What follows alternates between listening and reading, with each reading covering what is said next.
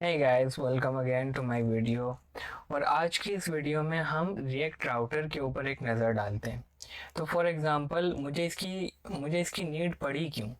मेरे पास में एक रिएक्ट की एप्लीकेशन है और उसके अंदर जैसे कि आप देख सकते हैं यहाँ लेफ्ट हैंड साइड में एक पेजेस का फोल्डर है। और इस पेजेस के फोल्डर के अंदर मेरे पास में है 404.js, ब्लॉक ब्लॉग पोस्ट। तो ये मेरे पास में मल्टीपल पेजेस हैं। अब मैं चाहता हूँ कि मैं ऐसा कुछ करूँ कि यहाँ पे मैंने नेविगेशन एक क्रिएट करी है और मैं जब इस पर क्लिक करता हूँ ब्लॉग पर, तो मैं ब्लॉग के पेज पे चले जाऊँ, और होम पे क्लिक करूँ तो होम के पेज पे चले जाऊँ।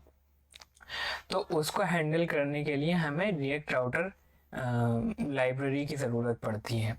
तो एक काम करते हैं, एक बार मैं उसको इंस्टॉल कर लेता हूँ। यहाँ पे आया मैं react router npm install. Okay, अब मैं इस पे जब क्लिक करता हूँ तो देखिए मुझको ये वाली कमांड यहाँ पे मिल रही है। मैंने एक बार इसको कॉपी किया और अपने पैकेज में गया, और यहाँ से मैं एक बार इसको क्लियर कर देता हूँ। मैंने इसको पेस्ट किया और इसको मैं अब इंस्टॉल कर लेता हूँ। अब इसके बाद में ये वाला जो पैकेज है ये मेरे नोड मॉड्यूल्स में जाके सेव हो जाएगा और मैं वहाँ से इसको यूज़ कर सकता हूँ। तो मैं इस वाले टैब को एक बार क्लोज कर देता हूँ। अब देखिए, जो मैं बता रहा था आपको कि अभी हमारे पास में ऐसा कोई सिस्टम नहीं है कि हम इन पेजेस को राउट कर सकें, इस पे नेविगेट कर सकें इन पेजेस में। तो उसके लिए हम क्या करते हैं, सबसे पहले चलते हैं हम अपने इंडेक्स पे, index.js पे। और यहाँ पे मुझको ज़रूरत पड़ेगी इंपोर्ट करने की एक ब्राउज़र राउटर के, ब्राउज़र राउटर, और ये पैकेज आएगा रिएक्ट राउटर डॉम से। ओके, मैं इसको एक बार थोड़ा सा श्रिंक कर लेता हूँ इधर, और इसको भी मैं थोड़ा सा एक्सपेंड कर लेता हूँ ताकि आप लोग ठीक से देख पाएँ। ओके, अब इस रिएक्ट राउटर, ये जो ब्राउज़र राउटर है, इसको हम यूज़ करेंगे और अपनी जो एंटायर एप्लीकेशन है app.js के अंदर ही मैं सब कुछ अपने पेजेस को इंसर्ट करने वाला हूँ। तो उसके लिए मैं क्या करूँगा, एक बार यहाँ पे इसको पेस्ट कर देता हूँ और अपनी एप्लीकेशन को रैप कर लेता हूँ इसके अंदर। रैप करने के बाद में आप देखिए यहाँ पे कुछ फ़र्क नहीं पड़ा। तो सबसे पहली चीज़ जो मैं आपको दिखाना चाहता हूँ वो है ये, जैसे मैंने ब्लॉग पे क्लिक किया और होम पे क्लिक किया, तो जो स्टैंडर्ड है वो ये है कि हम ये जो नेविगेशन है, इस नेविगेशन में अगर आप देखें तो एंकर टैग यूज़ हुए हैं। ठीक है, तो जो स्टैंडर्ड है वो ये है कि हम एंकर टैग यूज़ नहीं करेंगे, हम एक लिंक को इंपोर्ट करेंगे अपने रिएक्ट राउटर डॉम से और हम फिर उसको यूज़ करेंगे। तो मैंने इंपोर्ट किया, एक बार लिंक लिखा, यहाँ पे फ्रॉम लिखा, एंड ये आएगा रिएक्ट राउटर डॉम से। ओके, और अब इस लिंक को मैं यहाँ पे पेस्ट कर देता हूँ इस तरीके से। और जब हम लिंक यूज़ करते हैं तो हमें href अवेलेबल नहीं होता, हमारे पास में टू अवेलेबल होता है। ठीक है, तो href की जगह हम टू यूज़ कर सकते हैं। अब देखिए, जैसे ही मैंने इसको किया यहाँ पे, ठीक है, अब मैं अगर यहाँ पे क्लिक करूँगा तो हमारा जो पेज है यहाँ पे ये रिलोड नहीं हो रहा है। ठीक है, और अगर मैं इसको एंकर टैग छोड़ देता तो ये रिलोड होने लगता। अब देखिए, नेक्स्ट जो मैं आपको बताना चाहता हूँ वो ये है कि हम दो चीज़ें यहाँ पे इंपोर्ट करेंगे रिएक्ट राउटर डोम से ही। तो एक है, सबसे पहला जो है वो है राउट्स। ओके, एंड देन है राउट। ओके, अब हम रैप करेंगे अपनी पूरी एप्लीकेशन को, जो जो हमें राउट करवाना है उसको हम रैप करेंगे इस राउट्स के अंदर। ये मैंने होम पेज को इसके अंदर डाल दिया इस तरीके से। ठीक है, अब हमें जो सिंगल राउट है, ये तो राउट्स तो हमें रैप करना है पूरी एप्लीकेशन को। नेविगेशन को मैंने नहीं किया है क्योंकि वो उसकी मुझे ज़रूरत नहीं है, उसको मैंने बाहर छोड़ दिया। होम को मैंने रैप किया है।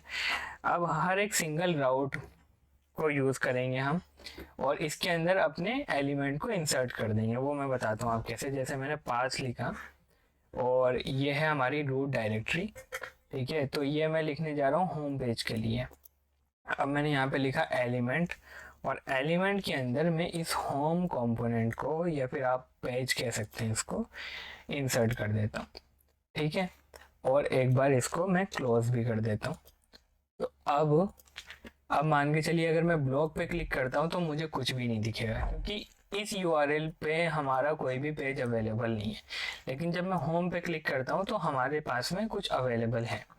ठीक है, अब इसके बाद में जो मैं आपको दिखाना चाहता हूँ, लेट्स से मैं ब्लॉग कर देता हूँ यहाँ पे ब्लॉग, क्योंकि अगर मैं नेविगेशन पे जाऊँ तो यहाँ पे टू किसको पॉइंट कर रहा है, ब्लॉग को पॉइंट कर रहा है। तो यहाँ पे मैं ब्लॉग लिख देता हूँ और एक कंपोनेंट इंपोर्ट कर लेता हूँ, इंपोर्ट ब्लॉग फ्रॉम, और ये है अपनी रूट डायरेक्टरी पे, तो पेजेस एंड देन ब्लॉग। मैंने ब्लॉक को इंपोर्ट कर लिया। अब यहाँ पे मैं इंसर्ट कर दूंगा इस ब्लॉक कंपोनेंट को। ठीक है, अब जैसे ही मैं क्लिक करता हूँ ब्लॉक पर तो मुझको ये अवेलेबल हो गया। तो इस तरीके से हम रिएक्ट को इस रिएक्ट राउटर को यूज़ करते हैं। तो यही है यूज़ केस सिनारियो जो सबसे ज़्यादा आप 99.9% आप इसको यूज़ करेंगे। ठीक है, तो अब इसके बाद में जो बचता है वो है एक डायनेमिक राउटिंग।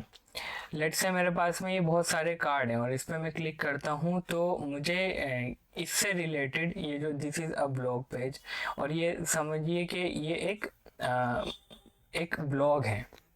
ठीक है, अब इस पे मैं क्लिक करूँगा तो इससे रिलेटेड मुझको डेटा मिलना चाहिए। ठीक है, तो अब मैं और इस तरीके से जो है ना मेरे पास में बहुत सारे हज़ारों कार्ड हैं, तो मैं हर एक जगह पे जाके इस तरीके से नहीं करूँगा कि blog 1 and blog 2 blog 3 blog 4, इस तरीके से नहीं करूँगा। तो जाहिर सी बात है मुझे उसके लिए कुछ डायनेमिक सॉल्यूशन देखना पड़ेगा। तो मैंने अगर यहाँ पे आईडी लिखा है और अब मैं यहाँ पे जाके अगर कुछ भी टाइप करता हूँ, ठीक है, तो मुझको वो अवेलेबल हो जाएगा आईडी से। ठीक है, अब यहाँ पे मुझको एक दूसरा कंपोनेंट लेना है। ठीक है, ब्लॉग पोस्ट ले लिया मैंने और यहाँ पे भी मैं ब्लॉग पोस्ट ले लेता हूँ। मेरे पास में इस नाम का एक कंपोनेंट एक पेज अवेलेबल है, तो यहाँ पे मैंने इसको पेस्ट किया एंड देन देखिए इस ब्लॉग के अंदर जो भी यूआरएल आएगा उससे रिलेटेड यहाँ पे पोस्ट मुझको मिल जाएगी। ठीक है, तो जैसे मान के चलिए मैं चलता हूँ एक बार ब्लॉग पोस्ट पर। यहाँ पे मैं ब्लॉग पोस्ट पर आया और इसके अंदर मैं इंपोर्ट करता हूँ अपनी राउटर लाइब्रेरी से कुछ। मैंने किया यूज़ पैरम्स।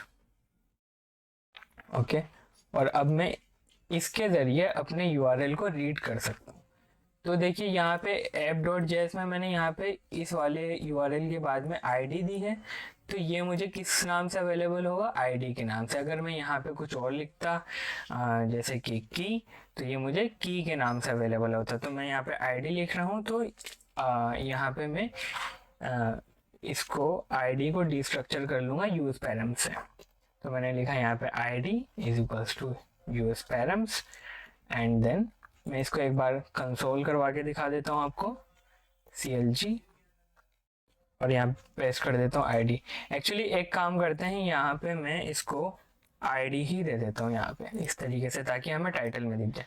देखिए यहाँ पे जो भी मैं लिख रहा हूँ, ठीक है, अगर मैं 1 लिखता हूँ और एंटर मारता हूँ तो यहाँ पे देखिए K1 यहाँ पे दिख रहा है मुझको। अगर मैं यहाँ पे 2 लिखता हूँ ब्लॉक के बाद में तो मुझे यहाँ पे 2 दिख रहा है। तो इस तरीके से हम डायनेमिक राउटिंग यूज़ कर सकते हैं।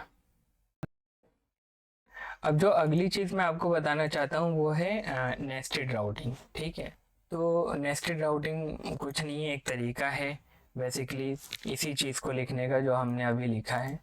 ठीक है, तो उसके लिए मैं क्या करता हूँ, एक काम करते हैं, इसके एलिमेंट को मैं यहाँ से रिमूव कर देता हूँ और इसको मैं यहाँ पे क्लोज नहीं करता हूँ, इसको ओपन करता हूँ और यहाँ पे मैं इस राउट को क्लोज कर देता हूँ इस तरीके से।